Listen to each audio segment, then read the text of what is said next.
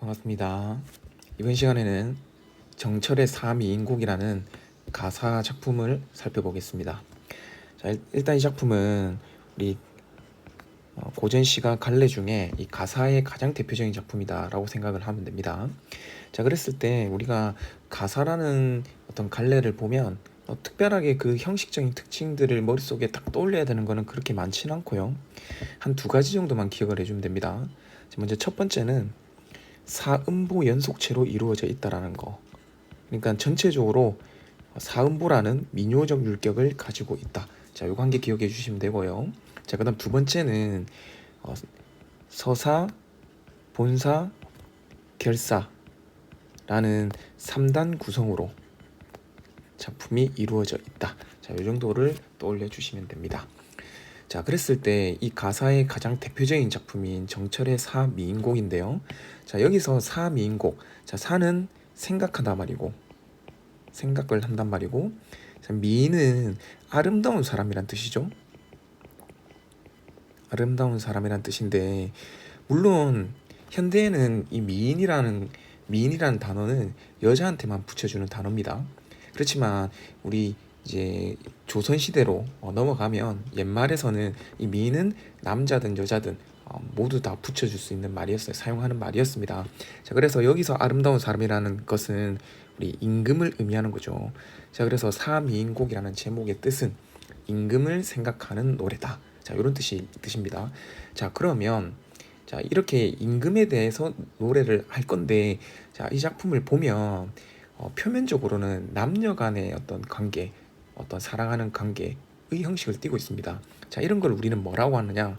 바로 충신 연주지사다라고 얘기합니다. 자, 아마 이 용어는 한 번쯤은 들어봤을 것 같은데요. 현존하는 최초의 충신 연주지사는 우리 정서라는 작가의 정과정이라는 작품이 있습니다. 자, 그 어떤 충신 연주지사의 어떤 흐름 맥락을 이어서 어떻게 보면 가장 대표적인 충신 연주지사가 된 게 사미인곡인데요. 충신 연주지사는 간단하게 생각하면 이렇게 보면 됩니다. 신하가 임금에 대해서 네, 충을 얘기할 거예요. 자, 그런데 이런 충에 대한 이야기를 하는 것보다 오히려 신하를 여성으로 바꾸고 임금을 남성으로 바꿔서 이 둘을 어떤 여성이 남성을 사랑하는 이 사랑하는 관계로 바꿔버리면 어떤 효과가 생기느냐, 바로 그런 거죠. 우리가 신하가 임금에 대한 충을 얘기하는 것은 어떻게 보면 특정 계층에 한정되어 있는 어떤 정신일 수도 있죠. 그죠? 자, 반면에 어떤 이 사랑이라는 것, 남성과 여성의 사랑이라는 것은 남녀노소 모든 신분을 다 막론하고 누구나 다 느낄 수 있는 보편적 감정이란 말이에요. 그렇기 때문에 자, 이런 충신 연주지사를 사용하면 어떤 공감대를 높여줄 수 있다. 자, 그런 문학적 공감대를 높여줄 수 있다라는 효과가 나오는 게 충신 연주지사입니다. 자, 그러면 이러한 충신 연주지사의 가장 대표적인 작품인 사미인곡을 같이 한번 봅시다. 자, 이 몸이 삼기실제 나오는데, 자, 우리 이 삼기다라는 용어 문학 작품에서 상당히 많이 나오니까 좀 기억을 해주세요. 우리가 자주 평소에 쓰는 단어가 아니기 때문에 이런 것들은 좀 기억을 할 수밖에 없습니다. 자, 우리 삼기다는 옛말에도 있었고 현대에도 쓰는 말인데 이게 만들다라는 뜻이에요. 만들다. 자, 그러면 이 몸이 만들어질 때 님을 쫓아 만들어졌으니 라는 뜻인데, 이거를 조금 더 자연스럽게 해석하면 태어날 때 정도로 해석하면 되겠죠. 자, 이 몸이 태어날 때. 자, 그러면 이 몸은 바로 이 시의 화자가 되겠죠. 자, 그리고 님을 쫓아 태어났으니, 자, 요게 이제 사랑하는 임으로써 임금을 의미하게 되겠죠. 자, 그리고 이게 여성 화자가 될 겁니다.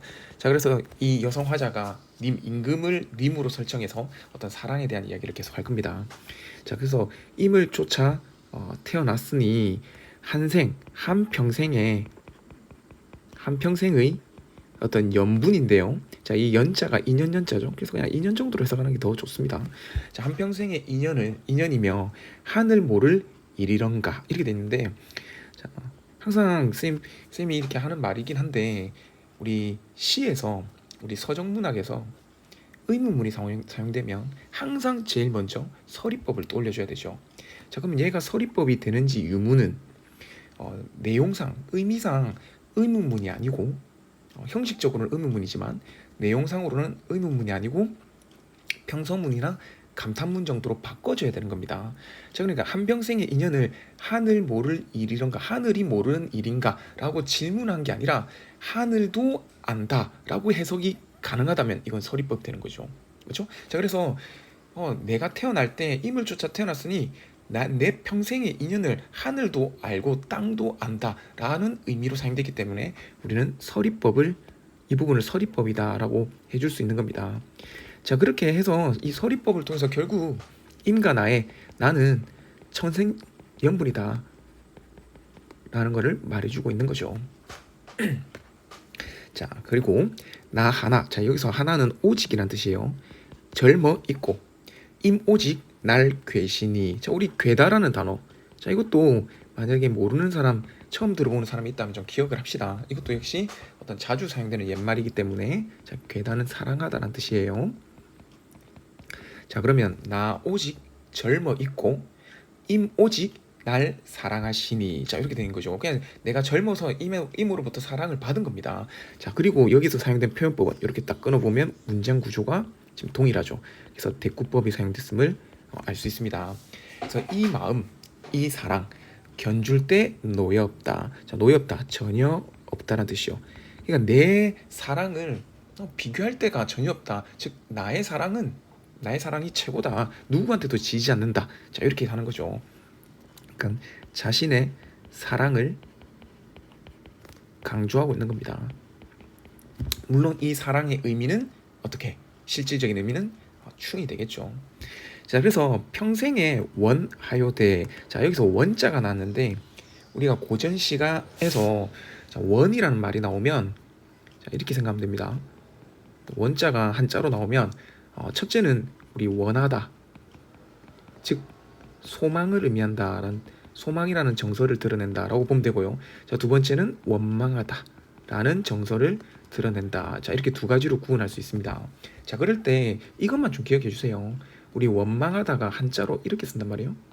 자, 그럴 때 딱 보니까 우리 밑에 부수에 마음이 심자가 보이죠? 그래서 마음 심자가 있으면 원망하다, 이게 없으면 원하다, 소망하다 이렇게 생각하면 됩니다. 그냥 내 평생의 원망이 아니라 이거는 평생의 소원인 거죠. 자, 나의 평생의 소원, 원하여대 한데는 한 곳에 내자하였더니라는 말이 나오는데, 자, 여기서 또 한 개, 자, 이것도 기억을 해줍시다. 자, 특히 이 단어는 정말 중요한 단어로서 여러분들이 꼭 기억해야 될 단어예요. 자, 우리 여다라는 단어, 고전 시가에 정말 자주 나옵니다. 자, 여기서 여다는 가다 또는 뭐 조금 의역을 해서 살아가다, 지내다, 자, 이렇게 해석하면 됩니다. 자, 그래서 평생에 원하여대, 원하는 것은 한 곳에 내자하였더니, 이거는 이제 한 곳에 간다 하면 좀 어색하죠. 그러면 한 곳에서 살아가고자 하였더니 이 말인 거죠. 자, 이렇게 자, 화자의 정서가 제시되고 있으니까 형광펜으로 딱 밑줄을 긋고, 자, 화자의 이 소망을 드러내고 있다. 화자의 평생의 소망은 임과 함께 살고자 했던 거다. 자, 그러면 이거를 다시 충신연주지사로 보면 임 곁에서 신하로서, 임금 곁에서 신하로서 임금을 모시고 충성을 바치는 게 나의 소원이다 라고 해서 충을 강조한다, 이렇게 볼 수가 있는 거죠. 자, 계속 가봅시다. 자, 그런데 문제는 뭐냐면 늙어야 무슨 일로 외로두고 그리 난고, 이렇게 나오죠. 그냥 외로두고, 이 외오가 외로이라는 뜻입니다. 외로이 두고 근리난고, 이거를 우리 근리난고 이렇게 돼 있는 거를 한번 끊어져 돼 있는 걸 한번 이어져 보세요. 그러면 그리난고가 되죠. 그래서 그리다는 그리워 하는가 이 말인 거죠. 자, 이렇게 해석하면 됩니다. 자, 역시 마찬가지로 자, 의문문이 사용됐어요. 여기서 진짜 왜 그리워하냐 또는 뭐 외로이 두고 그리워하는가 지금 물어보는 게 아니죠. 이거 그냥 늙어서 외롭게 임을 그리워한다, 즉 평생의 소원을 이루지 못하고 임과 떨어져서 외로이 떨어져서 그리워하고 있다라는 것을 강조하고 있으니까 역시 또 서리법이란 걸 알 수 있습니다. 자, 그리고 여기에는 또 화자의 외로움과 그리움이라는 정서가 들어가 있죠. 정서가 잘 나와 있습니다. 그리고 한 개만 더 살펴보면 이것도 볼 수 있죠. 자, 위에 보면 세 번째 행에 나 하나 젊어 있고 임 하나 날 계시니. 자, 이런 상황. 내가 젊었을 때 임이 날 사랑했다. 자, 그다음에 방금 여기서는 늙어서는 이제 임과 떨어져서 외롭게 임을 그리워하고 있다. 서로 지금 상황이 대비를 이루고 있다는 거. 즉 젊음과 늙음, 사랑을 받음과 사랑을 못 받음. 자, 이게 대비를 이루고 있다. 라는 걸 볼 수 있습니다. 자, 그래서 이 부분을 통해서 우리는 뭘 할 수 있냐? 자, 현재 화자의 상황은 맞죠? 임과 떨어져서, 즉 임의 부재, 임과 떨어져서 이 상황 속에서 화자는 어떤 정서를 외로움과 그리움의 정서를 드러내고 있다. 자, 이렇게 정리를 해줄 수가 있을 겁니다. 자, 계속 봅시다. 자, 엊그제. 자, 여기서 엊그제는 이제 뭐 과거죠. 자, 님을 모셔 광안전에 올랐더니. 자, 여기서 광안전이라는 단어가 나왔습니다. 자, 이것도 좀 우리가 좀 관습적으로 많이 쓰이는 단어이기 때문에 좀 기억을 해주세요. 자, 이 광안전은 우리 궁궐을 의미하는, 우리 고전 시가에서 이제 궁궐을, 임금이 사는 곳인 궁궐을 의미할 때 자주 관습적으로 나오는 시어입니다. 광안전 아마 구체적으로 보면 어떤 달나라 궁전 또는 옥황상제가 사는 곳, 이 정도로 해석할 수가 있습니다. 자, 그러면 이렇게 해석을 한단 말은 화자가 엊그제 님을 매셔 광안전에 올랐다, 즉 달나라 궁전에 있었다라는 것을 통해서 화자는 과거에 임을 모실 때 임 옆에 있었던 본인을 선녀로 지금 설정을 해주고 있는 거죠. 나는 선녀였다. 그런데 문제는 뭐냐면 그 더디, 그 사이 어찌하여 하계에 내려오니. 자, 이 하계가 이제 광안전과 대비되는 곳이죠. 달나라 궁전과 하계 서로 대비되는 곳으로서 우리 흔히 속세라고도 하고요.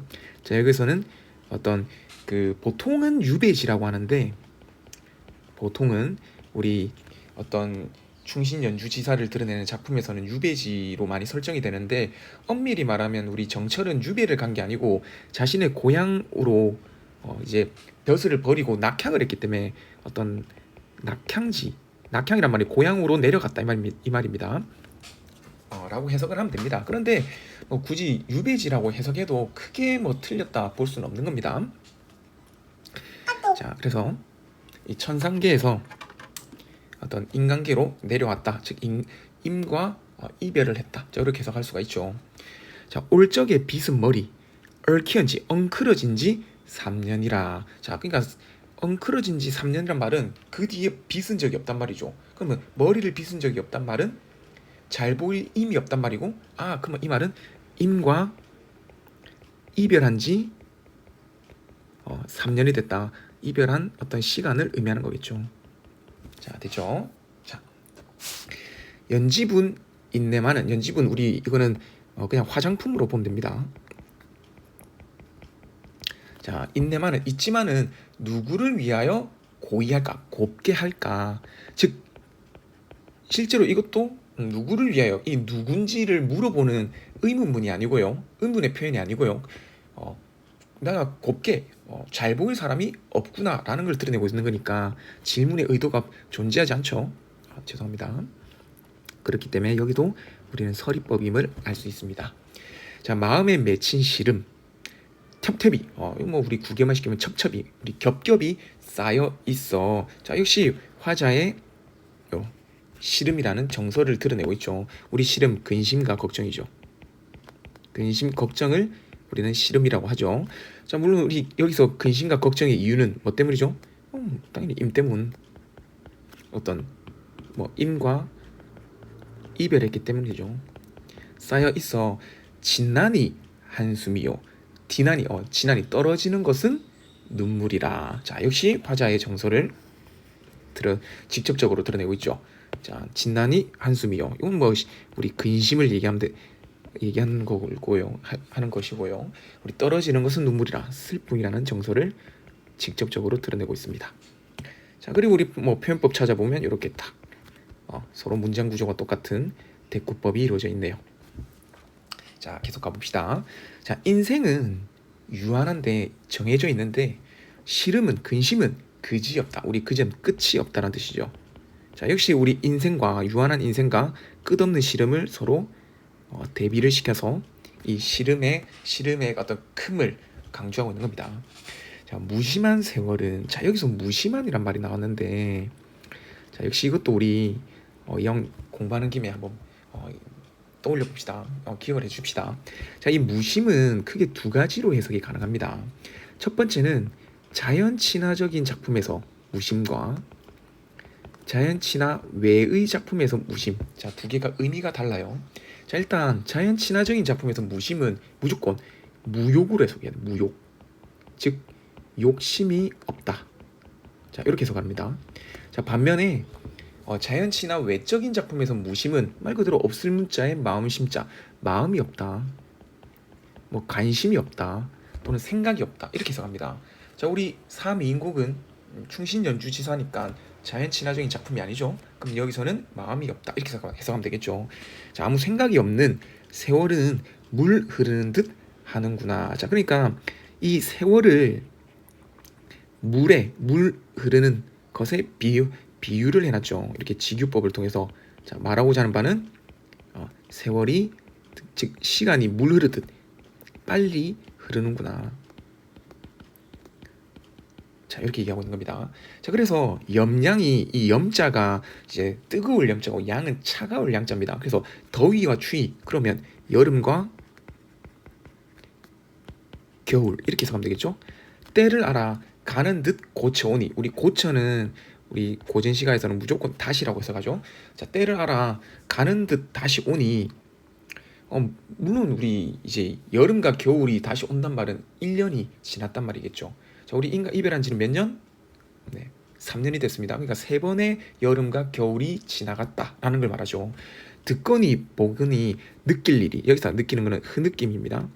흐느낄 일이 하도하샤, 많기도 많구나. 자, 그래서 역시 화자의 흐느낌, 즉 슬픔이라는 정서를 직접적으로 드러내고 있죠. 자, 당연히 어떤 임과 이별했기 때문에, 사랑하는 임과 이별했기 때문에 화자는 이 슬픔이라는 정서를 계속해서 드러내고 있는 겁니다. 자, 여기까지가 우리 사미인곡의 서사 부분이었습니다. 자, 그래서 임과 인연과 이별에 대해서 이야기를 하고 있었죠. 그렇죠? 자, 그러면 이제 본사로 들어갈 건데요. 자, 이제 본사는 우리 사미인곡의 본사는 특징적으로 이 계절의 흐름에 따라서 나뉘어집니다. 자, 그래서 우리 계절은 크게 4가지 계절로 나눌 수 있죠. 봄, 여름, 가을, 겨울. 자, 이렇게 4가지로 본사가 나뉘어서 각 계절별로 느끼는 화자의 정서를 드러내고 있죠. 물론 그 각 계절별로 느끼는 화자의 정서를 몇 번, 총 3번, 3년이 지났으니까 3번씩 이루어졌을 거다라고 우리는 추측해 볼 수 있겠죠.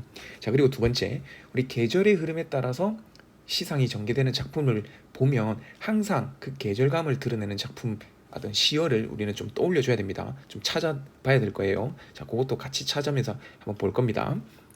자, 바로 나왔죠. 자, 동풍. 자, 이 동풍이 바로 봄이라는 계절감을 드러내죠. 자, 우리가 바람에서 우리가 알아야 될 거 있죠. 봄을 드러낼 때는 동풍, 겨울을 드러낼 때는 북풍 또는 삭풍. 자, 이건 좀 기억을 해야 됩니다. 써줄게요. 네. 바람 중에서도 자, 동풍은 자, 봄의 계절감이고요. 자, 이거 대비되는 북풍 또는 다른 말로 삭풍이라고 합니다. 자, 얘는 겨울을 드러내는 시어다. 시어로 자주 사용된다. 자, 이렇게 생각하면 됩니다. 자, 건뜻 잠깐 불어 적설 쌓인 눈을 헤쳐내니, 그러니까 우리 겨울 동안 쌓인 눈을 동풍이, 이제 따뜻한 동풍이 불어서 이거 녹여냈다 이 말이겠죠. 자, 내니까 창밖에 심은 매화 2-3가지 피었구나. 자, 그래서 여기서 매화라는 매우 중요한 시어가 나옵니다. 자, 매화. 자, 우리가 매화가 나오면 항상 뭘 떠올려줘야 되죠? 머릿속에 탁 떠오르는 게 아마 있는 사람이 있을 건데요. 자, 매화가 나오면 무조건 일단 기본적으로 지조와 절개를 떠올려줘야 됩니다. 그래서 이 시에서 지조와 절개를 드러내는지 아니면 그냥 이건 자연물로서 매화인지 그거는 이제 맥락상 문맥상 구분을 해야 되는데 이 작품은 충신 연주지사니까 충에 대한 이야기를 하는 거니까 당연히 지주와 절개랑 관련돼 있겠죠. 그러니까 이 매화는 분명히 지주와 절개를 상징할 거다라는 걸 알 수 있습니다. 자, 그러면 우리 지주와 절개를 상징하는 어떤 그 시어들이 6가지가 있는데 이것도 한번 정리를 해봅시다. 지주와 절개. 자, 이것도 여러분들은 어차피 우리 고전 시가를 공부하려면 너무 자주 나오는 거니까 자, 다들 좀 외워주세요. 이거는 자, 6개. 먼저 사군자, 매, 난, 국, 죽. 자, 그리고 여기다가 소나무와 잣나무, 즉 매화, 난초, 국화, 대나무, 소나무, 잣나무. 자, 이렇게 6가지 식물들은 전부 다 지주와 절개를 관습적으로 드러내니까 자, 고전 시가에서 얘들이 나오면 항상 일단 먼저 지주와 절개를 드러내는 게 아닐까라고 머릿속에 떠올려 줘야 되는 겁니다. 자, 계속 가봅시다. 두세 가지 피었구나. 가뜩이나 냉담한데, 냉담하다는 말은 차가운데 추운데 암향은 무슨 일인가 라고 했는데 자, 일단 암향, 이게 어두울 암자에 향기 향자죠. 그럼 어두운 향기, 이건 우리 그래서 극한 향기로 해석을 합니다. 그러면 여기선 뭐의 향기일까? 당연히 위에 나오는 매화의 향기겠죠. 자, 그러면 매화가 지주와 절개를 드러낸다면 이 암향이라는 것은 이 지주와 절개를 어떻게 이렇게 후각화시킨 표현이구나 라고 해석을 하면 됩니다. 자, 그리고 이 암향은 극한 향기는 무슨 일인가? 역시 이게 무슨 일인가 물어보는 게 아니고 극한 향기가 퍼지고 있구나, 나고 있구나 정도를 얘기하는 거니까 역시 또 서리법이 사용됐음을 알 수 있죠. 정말 서리법이 많이 사용되죠. 우리가 뭐 팁을 주자면 특히 우리 가사 작품은 서리법과 대꾸법 없는 작품은 없다라고 생각하면 됩니다. 그냥 모든 가사에는 서리와 대꾸를 엄청 뭐 자주 쓴다. 자, 이렇게 해석하면 됩니다. 생각을 해두면 됩니다. 그냥. 자, 계속 볼까요? 자, 황혼에 달이 비쳐 벼맡은 베개 머리맡 테 비치니라고 되어 있는데 자, 여기서 또 달이란 시어. 우리가 좀 공부해야 될 게 많죠. 3인공에. 자, 달이 나왔는데 자, 이것도 우리 좀 기억을 해야 됩니다. 우리 고전 시가에서 달 그리고 해 그리고 북극성 이렇게, 그러니까 밤하늘의 가장 밝은 존재 달, 낮 하늘의 가장 밝은 존재 해, 별 중에 가장 밝은 별 북극성. 자, 이 세 가지는 고전 시가에서 임금을 드러낼 때, 왕을 의미할 때 자주 사용됩니다. 그래서 여러분들이 이것도 역시 알아야 되는데, 그래서 우리 그런 거 있잖아. 석양, 해가 진다 이렇게 할 때 해가 임금이니까 해가 지는 거, 임금이 돌아가셨을 때 우린 간섭적으로 해가 졌다 또는 뭐 석양이 진다, 자, 이런 표현을 많이 씁니다. 그래서 이런 것들을 기억해 주면 되겠죠. 자, 그러면 이 달이 베개머리맡에 비치니 이 말은 그냥 누워있는 화자가 임금을 떠올리고 있다 정도로 해석하면 되겠죠. 느끼는 듯 반기는 듯 님이신가 아니신가, 역시 임금을 떠올리는 장면이죠. 자, 그래서 어떻게 하냐, 저매화. 자, 저매화 어제 지주와 절개를 의미했는데요. 자, 꺾어내어 님 계신데 보내오죠. 자, 우리 오전은 뭐뭐하고 싶다라는 뜻이죠. 자, 그러면 화자의 정서를 드러내는 부분이니까 역시 형광펜으로 딱 밑줄을 꺼놓고요. 자, 화자의 소망을 드러내는데 자, 여기서 매화는 앞에서 지주와 절개라고 했죠. 그런데 자, 여기서 이거를 임 계신데 보내고자 했다. 우리 지금 화자와 임은 남녀 관계로 바꿨으니까 임에 대한 사랑, 정성으로도 해석할 수 있겠죠. 그냥 임에 대한 화자의 이 마음을 표현하고 싶다, 보내고 싶다라는 소망을 드러내는 장면입니다. 자, 그러면서 이렇게 얘기하죠. 님이 너를 보고, 자, 여기서 너가 누구? 매화겠죠. 그러면 의인법이 사용됐네요. 보고 어떻다 여기시고 어떻게 여기실까, 반겨주실까? 라는 어떤 그 의문 또는 불안감을 드러낸 겁니다. 자, 그래서 이게 먼저 본 부분, 우리 여기서는 춘원이라고 얘기합니다. 자, 춘원에서 원자를 보세요. 마음 심자 보이죠? 이게 원망할 원자입니다. 이거 봄에 드는 원망, 그래서 임에 대한 충성심을 전하고 싶음. 그래서 우리 3인곡이 임에 대한 사랑을 드러내지만 어느 정도 조금은 임에 대한 원망도 내포하고 있다 정도로 해석을 합니다. 자, 됐죠? 자, 그 다음 이제 여름 갑시다. 자, 꽃 지고 새잎 나니 녹음이 깔렸는데, 자, 바로 이 녹음, 우리 여름의 계절감을 드러내는 시어가 됩니다. 자, 나위, 나위는 우리 비단으로 된 휘장을 떠올리면 됩니다. 그래서 이 비단으로 된 휘장이란 말은 어떤 여성의 방이죠. 여기서 여성은 임이 있는 곳이니까 임이 아니죠. 여성은 화자죠. 그러니까 화자의 방으로 생각하면 됩니다. 근데 뭐냐, 화자의 방이 적막하고 그 다음에 수놓은 장막인데 역시 또 화자의 방이겠죠. 똑같습니다. 그러니까 휘장과 나위랑 수막은 똑같은 표현이에요. 이 비어 있다. 자, 둘 다. 그러니까 화자의 방이 지금 적막하고 비어 있다. 어떤 정서? 그렇죠. 외로움이라는 정서를 드러내고 있는 표현이죠. 외로움을 지금 간접적으로 드러내고 있습니다. 자, 그래서 어떻게 하냐? 부용을 걷어놓고 공작을 둘러두니라고 했는데, 자, 여기서 걷고 두른다. 방 안에 걷고 두를 수 있는 거. 쉽게 생각하면 한마디로 그 병풍을 생각하면 될 겁니다. 그래서 부용은 연꽃인데요. 연꽃이 그려진 병풍은 걷어두고 이제 공작이 그려진 병풍을 둘러두니, 이 정도로 해석하면 되겠죠.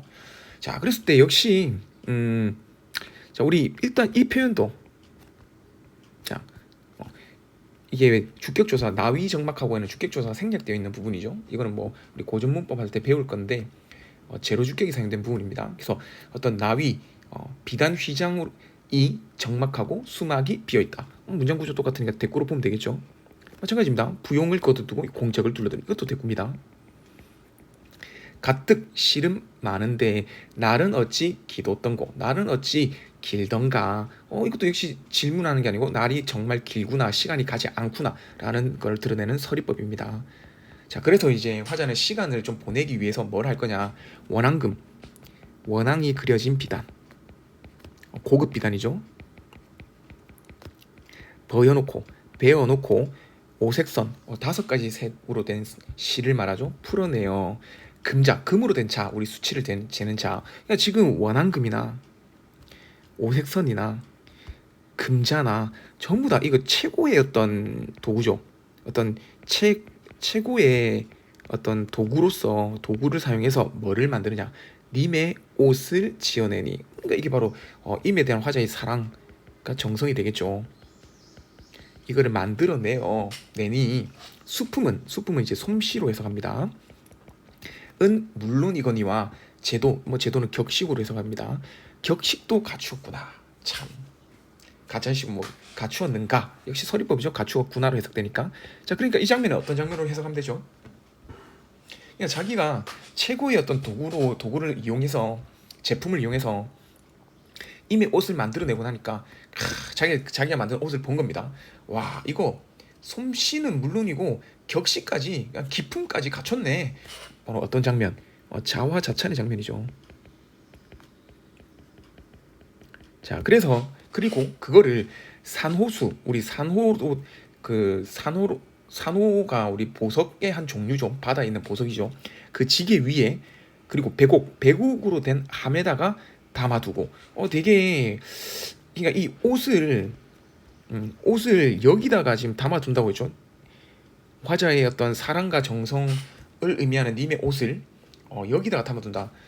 되게 아름다운 보석에다가 담아둔다. 즉 어떤 화자의 어떤 사랑을 미화시키는 표현이고, 실제로 이렇게 할 수는 없으니까 과장법이다. 자, 이렇게도 해석 가능합니다. 자, 계속 가보죠. 자, 담아두고 님에게 보내려고 님 계신데 바라보니. 자, 임 계신 곳이 어디죠? 이제 궁궐로서 여기서는 광한전이라고 표현했죠. 자, 광한전은 어디에? 달나라 있죠. 그죠? 자, 멀리 있는 그 광한전을 바라보니까 문제는 뭐냐? 산인가 구름인가, 머흐도 머흐시고. 자, 우리 머흐가 험하다는 뜻입니다. 자, 요 좀 기억해 주세요. 역시 좀 자주 나오는 표현이니까 험하기도 험하구나. 자, 그러니까 이 말은 뭐예요? 이 말은 뭐죠? 화자가 임 계신 데를 바라봤는데 산과 구름이 험해서 임 계신 데가 안 보인다라는 뜻이죠. 자, 그러니까 이 산과 구름은 화자에게 있어서는 부정적인 존재로서 어떤 임과 나 사이를 가로막는 방해자 또는 해방꾼 또는 화자가 충신이라고 한다면 이 산과 구름은 간신을 의미한다. 자, 이렇게 해석할 수 있겠죠. 자, 그래서 천리 말리기를 이라서 누가 찾아갈까? 역시 누가 찾아갈까 물어보는 게 아니고 찾아갈 사람이 없구나 이런 의미죠. 서리법이죠. 너무 멀리 떨어져 있어서 인과 나 사이가 거리가 멀어서 이 나의 사랑과 정성을 담은 이 님의 옷을 이미한테 전해주기가 힘들다. 그렇지만 만약에 자 여기서 만약에가 생략되어 있죠. 만약에 니거든 이르거든 어디에 임 계신 곳에 이르거든 열어두고 무엇을 화자가 임에 옷을 줬는데 배곡함에 담아줬으니까 배곡함을 생략되어 있겠죠. 열어두고 날인가 반기실까 나보듯 반겨주실까. 역시 이것도 반겨주실까 이렇게 질문을 던지는 이유는 서리법 아닙니다. 질문을 던지는 이유는 역시 확신이 없는 거죠. 그러니까 뭔가 반겨주실 거에 대한 의심과 불안감이 존재하는 거죠. 자, 역시 앞에 나왔던 우리 본 부분을 얘기했던 여기 보이죠? 님이 너를 보고 어떻게 여기실까? 여기서 보였던 의문과 불안감. 자, 이거랑 거의 똑같은 어떤 의심과 불안감을 드러내면서 역시 여름을 마무리 짓고 있는 장면입니다. 네, 이제 가을입니다. 자, 하룻밤 설이 김에 자 여기서 이제 이 설이가 우리 설이는 겨울의 계절감 아니에요. 우리 설이는 가을의 계절감을 드러내는 시어다. 자, 그래서 설이 김에 기러기 울어낼제 돼 있는데 자 여기서 옐이 우리 앞에 여다 배웠죠. 자, 이 여다의 활용형으로 이런 어떤 형태소 느낌으로 되어 있는 겁니다. 자, 그래서 자 요거를 해석할 때는 이렇게 해석하면 되겠죠. 기러기가 울며 자 그다음에 여다가 우리 가다 살아가다 였으니까 여기서는 울며 갈 때 즉 날아갈 때 이렇게 해석하는 게 좋겠죠. 자, 그런데 자 여기서 기러기가 울며 날아간다라는 표현이 나왔는데 자 우리가 예전에 한번 평소에 쌤이 수업 시간에 가르쳐 준 것처럼 자 이거 새가 자 요거 한번 기억합시다. 자 새가 우는 경우 자 물론 여기서는 대표적으로 새라고 했지만 새가 아니고 뭐 귀뚜라미가 우는 경우도 있고 다양한 어떤 동물이 우는 경우도 상관없습니다. 자 이렇게 새가 우는 경우에는 항상 뭘 떠올려줘라 그렇죠? 우리 감정이입을 떠올려줘라. 그러니까 이게 감정이입이 되는지 안 되는지를 찾아라. 자 그럴 때 우리 감정이입의 조건이 세 가지가 있었죠. 그죠? 자 첫 번째는 감정과 관련된 표현이 나와야 되고요. 자 그 다음에 두 번째는 이 감정을 화자의 감정처럼 표현하면 안 되겠죠. 자 이 감정을 대상의 감정처럼 표현하고 마지막 세 번째는 어차피 감정이입이라는 거는 화자의 감정을 다른 대상에다가 이입시켜 표현한 거니까 자 그 감정이 화자와 일치한다. 자 이렇게 세 가지 조건이 만족해야만 우리는 감정이입이라고 합니다. 자 그런데 여기서 새가 우는 경우 왜 감정이입을 떠올려주라 라고 했느냐. 바로 새가 운다라는 표현이 나오면 이제 우는 거는 우리 일반적으로 슬픔이라는 감정을 드러내죠. 자 근데 이 슬픔이라는 감정을 누가 새라는 대상이 울고 있다, 가지고 있다 이렇게 표현했으니까 우리 감정이입의 조건 첫 번째와 두 번째를 모두 만족한단 말이에요. 자 그러면 몇 번째만 바로 이 세 번째 화자와 이 감정이 일치하는지 여부만 따지면 됩니다. 그래서 일치하게 되면 감정이입이 되는 거고요. 만약에 일치하지 않으면 이거는 감정이입이 아니라 자 그냥 관습적인 어떤 새가 운다 어떤 자연감 같은 거를 드러낸다 보면 되겠죠. 자 그럴 때 자 운다라는 건 일반적으로 슬픈 감정을 드러낸다고 했죠. 자 이 시적 상황 자체가 임과 이별이니까 당연히 화자의 정서는 앞에서도 계속 나왔지만 슬픔이었죠. 자 그러면 이건 화자와 정서가 일치하니까 그러면 우리는 이 부분을 감정이입으로 체크를 하면 되겠죠. 자 그래서 이렇게 형편으로 딱 밑줄을 긋고 자 그 다음에 이입된 대상인 기러기를 네모로 딱 치고 자 이 운다라는 감정을 여기다가 이입시킨 감정이입이다. 자 그리고 우리 감정이입이 나오면 항상 이입된 대상은 뭐가 된다? 그렇죠. 객관적 상관물이 됩니다. 자, 그리고 모든 감정이입은 또 표현법상 뭐가 된다? 의인법이죠. 그러니까 어차피 우리가 감정을 이입하는 대상은 사람이 아닌 대상에다가 이입을 하기 때문에 모든 감정이입의 대상은 의인법이 된다. 자, 이렇게 하면 되겠죠. 자, 계속 봅시다. 자, 위루, 위태로운 누각이란 뜻이죠. 에 혼자 올라. 자, 여기서 역시 마찬가지로 여기서도 혼자 올라갑니다. 즉 임가 없이 혼자 올라가기 때문에 이 부분도 우리는 어떤 외로움이라는 정서와 연결시켜 볼 수가 있겠죠. 자, 올라 수정염 거드니 동산에 달이 나고 달. 자, 우리 앞에서 달은 누구를 의미한 되죠? 그렇죠. 임금이었죠. 자, 그 다음에 북극에 별이 보이네. 역시 또 북극의 별, 즉 북극성이죠. 또 누구를 의미한 되죠? 그렇죠. 임금이었죠. 그러니까 이 표현은 결국은 달과 북극의 별은 동일한 표현으로서 위루에 혼자 올라 수정염, 우리 뭐 수정으로 된 발을 말하죠. 이걸 거드니까 달과 북극의 별이 보이는구나. 즉 임을 떠올리는 임금, 즉 임을 떠올리고 있는 장면이 됩니다. 자, 그리고 여기 우리는 알 수 있다시피 대꾸법을 확인할 수 있죠. 자, 니미신과 방긴이 눈물이 절로 난다. 자, 화자의 정서를 직접적으로 드러내고 있죠. 자, 슬픔이라는 정서를 직접적으로 드러내고 있습니다. 자, 그래서 이제 어떻게 할 거냐?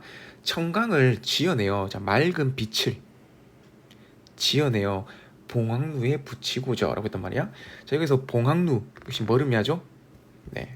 우리 궁궐을 간접적으로 드러내는 시어죠. 즉, 그러면 맑은 빛을 지어내서 봉황루에 붙이고 싶다, 고죠. 붙이고 싶다라는 화자의 소망을 드러내고 있는 장면입니다. 자, 그러면 여기도 형광펜으로 딱 밑줄을 그어주면 되겠죠. 자, 그래가지고 화자의 소망 이렇게 하면 되는데, 자, 그러면 우리 봉황루에는 누가 있습니까? 당연히 봉황루는 궁궐을 의미한다고 했으니까 임금이 있죠. 즉 임이 있죠. 그러면 임한테 보내는 이 청강 뭐라고 하면 되죠?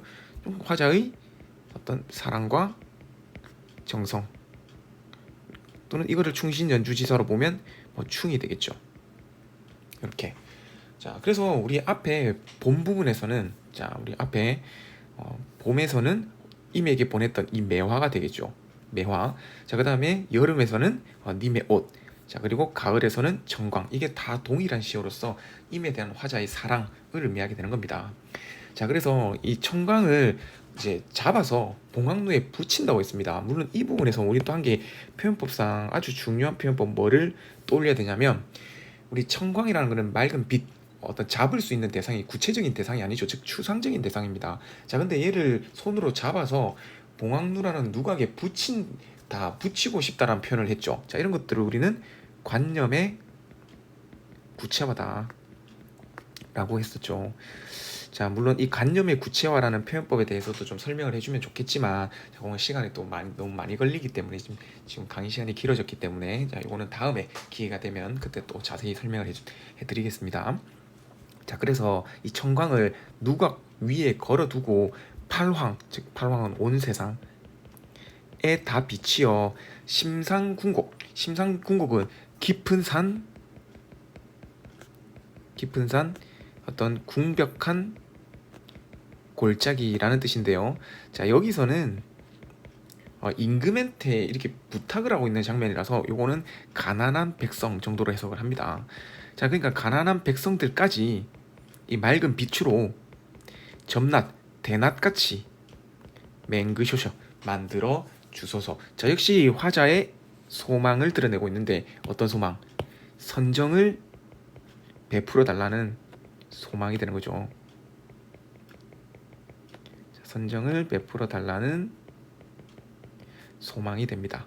자, 그런데 여기서 우리가 조심해야 될 게, 자, 여기서 선정을 베푸는 주체는 누굽니까? 바로 임금입니다. 즉 임입니다.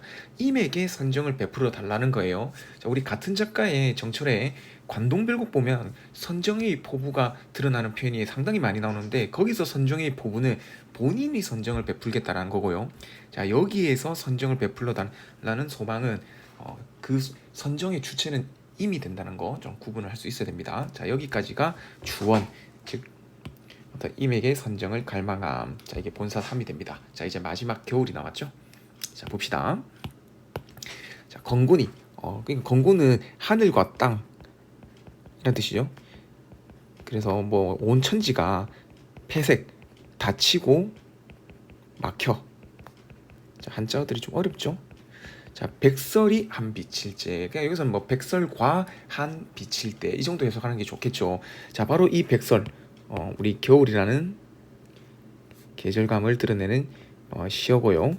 자, 그러니까 이거 그런 거죠. 그러니까 겨울이 돼서 온 천지가 눈에 덮여서 다 하얗다. 하얗게 눈이 덮였다. 뭐 이 말일 겁니다.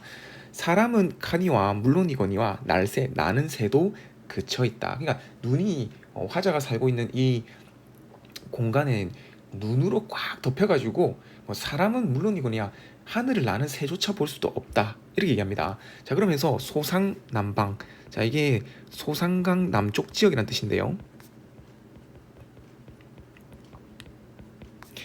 자, 그런데 실제로 소상강은 우리 중국에 있는 강 이름입니다. 자, 그러니까 이게 실제로 어떤 화자가 있는 곳을 얘기하는 건 아니지만 소상강 남쪽 지역의 의미는 뭐 따뜻한 지역을 말하는 거죠. 따뜻한 상대적으로 따뜻한 지역으로서 화자가 있는 곳입니다. 화자는 저 위에 북쪽에 있는 한양에서 낙향에서 전라도로 이제 전라도에 있는 자신의 고향으로 돌아갔기 때문에 화자가 있는 곳은 이미 있는 곳보다는 남쪽 지역에 있죠. 자, 그래서 화자가 있는 곳. 또 치오미, 추움이 이렇거든. 옥누고처라고 했는데 옥으로 된 누각, 높은 곳이란 뜻이죠. 자, 바로 누가 계신 곳. 이미 계신 곳이죠. 자, 이미 계신 곳이야. 이게 더 북쪽 지역이잖아. 맞죠? 더욱 닐러 무삼하리. 그냥 말에 무엇하리. 이렇게 되는 거죠. 말에 무엇하리.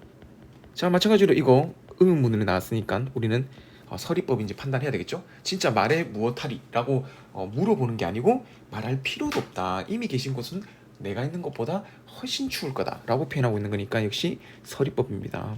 자, 그래서 어떻게 할 거냐? 바로 이 양춘을, 자, 이게 변양자의 봄춘자니까 얘가 봄볕이란 뜻이거든요.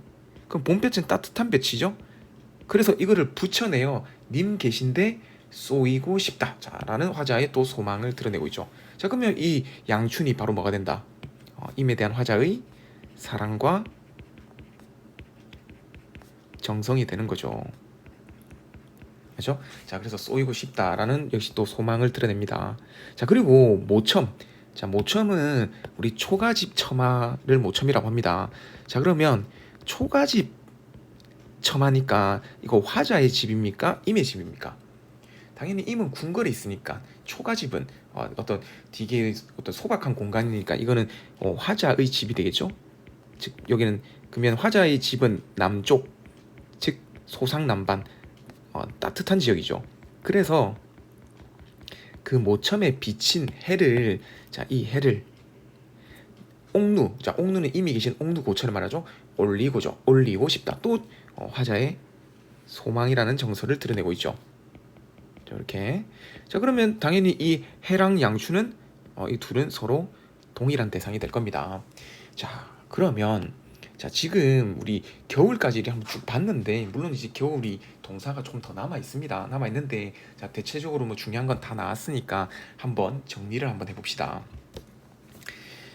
일단 우리 이 그 3인곡이 봄, 여름, 가을, 겨울. 자, 3인곡의 본사가 이렇게 사계절의 흐름에 따라 이루어져 있는데 각각 계절의 계절감을 드러내는 시어와 그 다음에 화자의 사랑과 정성, 즉 충을 드러내는 시어, 즉 이게 핵심어죠. 들을 한번 정리를 해봅시다. 자, 지금 다 정리가 될 것 같습니다. 자, 그럼 먼저 봄. 자, 봄에는 계절감을 드러내는 시어는 동풍이 있었죠. 자, 그리고 이때 임에게 뭘 보내고 싶다? 자, 매화를 보내겠다고 했죠. 자, 두 번째 여름. 자, 여름에는 녹음이 나왔습니다. 자, 그리고 녹음이 나왔고 여름에 날이 너무 길기 때문에 이때 뭘 한다? 님의 옷을 지어서 임에게 배곡함에 담아서 보내고 싶다라고 얘기했죠. 자, 그 다음에 가을은 서리가 나왔었죠. 자, 서리가 나왔고, 자, 가을에는 임에게 청광을, 맑은 빛을 임에게 보내서 봉황루에 붙여가지고, 자, 이걸 가지고 이미 심상궁곡, 우리 가난한 백성들에게 선정을 베풀어 달라, 자라는 소망을 드러냈고요. 자, 마지막 겨울. 자, 이런 백설이 나왔죠. 자, 그리고 여기서는 양춘, 따뜻한 봄볕 또는 뭐 해라고 나왔죠. 해서 이거를 임에게 보내서 임이 조금이라도 더 따뜻해졌으면 좋겠다라는 소망을 드러냈습니다. 자, 이렇게 우리 3인곡 본사 부분을 정리를 할 수 있을 겁니다. 자, 이거는 꼭 필수적으로 상당히 중요하니까 정리를 잘 해둬야겠죠. 자, 그러면 나머지 뒤에 우리 겨울을 더 봅시다. 자, 홍상 붉은 치마죠. 붉은 치마를 님이 차고 여미어 입고 치수. 자, 치수는 푸른 소매입니다. 잠깐 붉은 치마 푸른 소매. 바로 색깔과 이 두 가지 색채가 제시되어 있는 색채 대비가 보이죠? 그죠? 자, 그래서 푸른 소매를 반만 걷어 일모수죽은 날이 저무는 날 수죽 밋밋한 대나무란 뜻입니다. 대나무에 행가림은 생각을 말하죠. 생각도 하도하샤 많기도 많구나. 자, 이렇게 나와 있는데 사실 이 부분은 갑자기 어떻게 보면 약간 뜬금없어 보이지만, 자, 이 부분은 우리 중국 초나라 시인인 굴원의 가인이라는 시가 있어요. 아름다운 사람, 미인이란 뜻이죠. 자, 이 가인의 부분, 가인에 나오는 구절을 가인을 차용한 표현입니다. 자, 그래서 이런 표현을 한 이유는 어떤 임에 대한 그리움이란 정서를 드러내기 위함이다. 자, 요 정도만 정리를 해주면 될 겁니다. 이 부분은. 자, 계속 봅시다. 짧은 해, 수이 지어, 빨리 지어, 긴 밤을 고쳐 앉아, 푸른 등불. 자, 이것도 뭐 푸른 등불. 자, 색채가 다르겠죠. 그러니까 지금 겨울 부분에는 되게 시각적 심상이 상당히 많이 쓰이고 있네요. 자, 걸어둔 곁에 전공우는 그냥 뭐 중국 전통 악기다 정도 생각하면 됩니다. 예, 뭐 약간 바이올린보다 좀 더 크게 생긴 게 있습니다.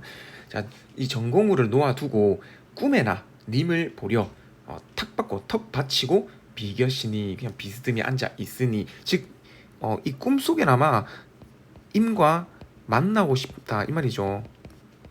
어떤 꿈에서라도 임을 잠시라도 보고 싶다라는 어떤 그런 간절함, 임과 만남에 대한 어떤 간절함이 드러나는 표현이다라고 볼 수 있겠네요. 그렇게 비켜 있으니, 자, 앙금도. 자, 이 앙금은 원앙이 그려진 이불이라는 뜻입니다. 차도 차샤, 자기도 차구나. 즉 지금 이불이 차단 말은 그 이불 속에 혼자 있단 말인 거죠. 그러니까 이것도 차도 차샤, 이것도 이 촉각적 심상을 통해서 혼자 누워 있기 때문에 어떤 이 외로움이라는 정서를 간접적으로 드러낸다라고 볼 수 있습니다. 자, 차기도 차구나. 이 밤은 언제 셀까? 세기가 힘들다라는 역시 또 서리법이죠. 자, 여기까지가 우리 동원, 자, 임에 대한 염려와 외로움을 드러내는 표현이었습니다. 자, 여기까지가 우리가 본사가 끝나고, 자, 이제 마지막으로 결사 부분, 자, 마무리를 지어 봅시다. 자, 하루도 12대, 우리 하루를 12경으로 나눴으니까, 자, 그리고 한 달도 30날, 한 달은 30일이죠. 자, 여기는 대꾸가 사용된 표현인데, 자, 그런데 우리가 하루가 12대고 한 달이 30날이다. 이거 똑같은 표현이잖아. 근데 똑같은 표현인데 왜 이렇게 반복을 해놨냐? 자, 이거는 그만큼 하루가 또는 한 달이 길게 느껴진다. 시간이 안 간다 이 말인 거죠. 즉 힘이 없기 때문에 되게 시간이 길게 느껴진다라는 것을 드러내고 있는 표현입니다. 자, 그래서 적은덕 잠깐 생각 마라. 그러니까 임에 대한 생각을 잠시만 좀 잊자. 이 시름, 근심이죠. 임의 생각을 잊고 근심을 잊고자 하니. 자, 문제는 뭐냐면 편작이 열이 오나 이 병을 어찌하리 이렇게 돼 있는데요. 자, 여기서 이 병은 무슨 병? 죄송합니다. 위에 좀 빠졌죠. 자, 위에 자, 한 줄 위에 먼저 봅시다. 자, 마음에 맺혀 있어. 자, 뭐가? 그냥 임에 대한 생각이, 그러니까 임에 대한 생각 또는 그리움이 마음에 맺혀 있어. 골수에 끼쳐 있으니 편작이 열이 오나 이 병. 자, 이 병이 무슨 병? 네, 상사병이죠. 자, 이거 우리 수업 시간에 이생규장전 할 때 최여인이 이제 부모님의 반대로 둘이 헤어지게 됐을 때 최연이 이 상사병에 걸렸었죠. 자, 이 병을 상사병을 어찌하리라고 돼 있는데요. 자, 여기서 편작은 어떤 중국의 전설적 의원입니다. 자, 그러니까 이 편작이란 인물은 어떤 전설이 있냐? 죽은 사람 빼고는 다 살릴 수 있다. 라는 평을 받을 정도로 전설적 의원입니다. 자, 그런데 그런 의원이 10명이 와도 이 병을 어찌할 수 없다. 손댈 수가 없다. 자, 이 서리법을 통해서 이 상사병을 강조하고 있죠. 자, 그리고 이 서리법과 그 다음에 편작이 열이 와도 이 병을 어쩔 수 없다라고 얘기함으로써 어떤 과장법을 사용해서 임에 대한 화자의 그리움을 매우 강조하고 있는 편이다라고 볼 수 있네요. 자, 어와 영탄 내 병이야 이 님의 탓이로다. 그러니까 내가 이 병이 걸린 거는 님의 탓이다. 자, 여기서 님 탓을 하죠. 그러니까 이 시는 어느 정도 임에 대한 원망도 보인다라고 볼 수 있는 게 여기서도 드러나는 겁니다. 내가 이렇게 고칠 수 없는 병에 걸린 거 전부 다 임의 탓이다. 자, 이렇게 말해주고 있죠. 근데 물론 이거를 정말 막 강렬하게 진짜 막 임을 원망하고 저주하고 이런 거 아닙니다. 그렇죠? 약간 좀 되게 소극적 아니면 약간 부끄러워하는 또는 약간 사랑이 섞인 그런 원망 정도로 봐야 되는 겁니다. 약간 뭐 애증이란 표현으로 볼 수도 있겠죠. 자, 그래서 차라리 시어디어 죽어 없어져 범나비가 되오리라. 그러니까 화자가 죽어서 범나비가 되겠다고 합니다. 자, 그러면 이게 바로 화자의 분신이죠. 자, 그리고 화자의 분신이 나오면 우리는 표현법상 뭘 떠올려라? 맞죠? 바로 객관적 상관부를 떠올려야 되죠. 물론 화자의 분신이 나오면 거의 대부분 객관적 상관부인데 정서와 관련 없는 어떤 분신이 나오면 이건 객관적 상관부이 아닙니다. 자, 그러면 거의 대부분은 화자의 어떤 정서와 관련된 객관적 화자의 분신이 나오면 정서와 관련된 객관적 상관물이니까 몇 개만 좀 조심하면 됩니다. 여기서는 뭐 화자가 죽어서 범나비가 되고 싶은 이유는 임에 대한 어떤 그림 때문에 그런 거죠. 자, 꽃나무 가지마다 간대 쪽쪽 앉았다가 향 묻은 날개로 향 묻은 날개로 임의 옷에 올무리라. 이 향을 임의 옷에 옮긴댔으니까 이 향이 화자의 사랑이 되겠죠. 그렇지? 자, 그리고 마지막 임이야 날인 줄 모르셔도 나를 몰라봐도 내가 범나비니까 못 알아보더라도 나는 그래도 끝까지 임을 쫓으려 하노라. 자, 마지막에 화자의 이 일편단심을 드러내면서 마무리를 짓고 있습니다. 자, 여기까지가 우리 삼위인곡이었습니다. 자, 우리 삼위인곡은 그 뒤에 후속작이 있죠. 송미인곡이라고. 그러니까 삼위인곡은 항상 이 송미인곡과 같이 살펴봐야 되기 때문에 자, 여러분들은 그 송미인곡 자료를 꼭 찾아서 그리고 또 우리 교과서의 송미인곡을 배울 거니까 꼭 삼위인곡과 함께 공부를 해주시기 바랍니다. 특히 여기에 뒤에 작품 해설들을 넣어놨는데 시간을 조금 줄 테니까 이거를 볼 사람들은 캡처를 하면 되겠죠. 자, 여기도 캡처를 해보시고요. 자, 요거 선생님이 앞에서 정리해 준 거죠. 그죠? 자, 그걸 조금 더 자세하게 정리를 한 겁니다. 상당히 중요한 표현이고요. 자, 그다음에 여성 활자를 설정한 이유. 자, 요것도 중요합니다. 충신 연주지사와도 어느 정도 관련이 있겠죠. 자, 네, 여기까지입니다. 우리 뭐 삼인곡과 비교하는 부분은 여기 나와 있지 않는데요. 아마 송민곡 할 때, 자, 그때 삼인곡과 비교하는 어떤 그런 내용은 그때 다루도록 하겠습니다. 자, 그럼 오늘 여기까지 하겠습니다. 수고했습니다.